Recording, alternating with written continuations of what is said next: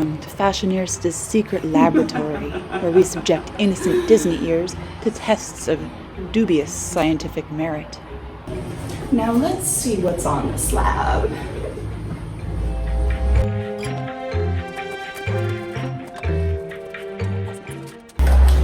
Ah, yes. A Minnie Ears RunDisney Visor from NostalgicMouseEars on Etsy.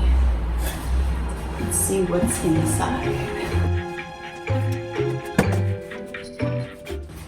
Now, I ordered these ears to wear to RunDisney races. FashionEarstas love RunDisney races because A, they have a Disney theme, B, there's always character photo stops, and C, costumes are not only allowed and encouraged, they're practically mandatory, and there's nothing a good FashionEarsta loves more than a costume.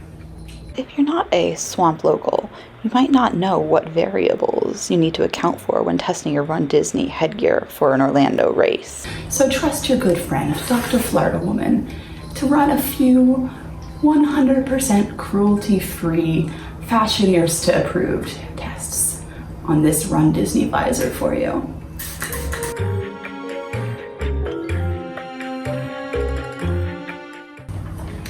The Dopey test. Can these ears be incorporated into at least one recognizably Disney PhotoPass ready running outfit?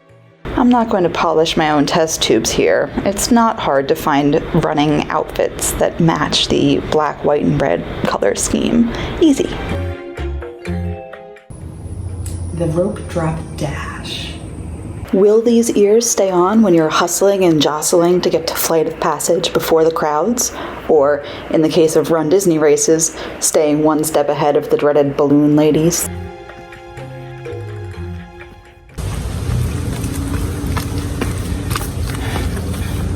Well, they didn't fly off.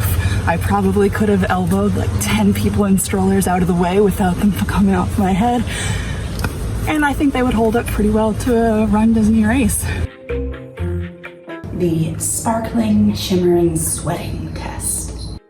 What happens to these ears when Orlando weather makes you a sweaty Betty? And to simulate a day at the theme parks, some more running. You can tell I'm a little bit red. I've definitely been sweating, so yeah, it's gonna be the problem with really any kind of white headband, visor, hat. I did take off my makeup before I went for a run, at least. Okay, I wiped my forehead clean before I went for a run. But you can see it still gets a little bit discolored. It's definitely has evidence of glistening, shining and shimmering, definitely. So take that for what it is. On the bright side, you absolutely can't tell from the front, from the outside, because the sweaty part is blocked by the ears. Experiment successful. The Sunshine State Stress Test. Are these ears affected by long periods in the sun? For this highly scientific test, I literally just left the visor out in my backyard for a few hours. Here it was about 3 hours later.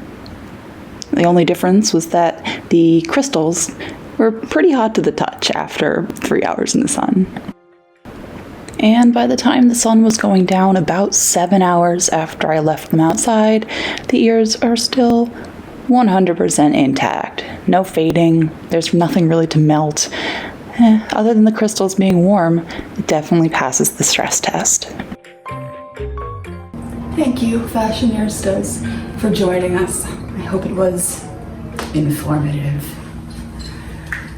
We're happy to report that these ears are FashionEarsta certified. Have a pair of ears you want us to test out for you? Make sure you subscribe to this channel and let us know in the comments what we should take a look at next.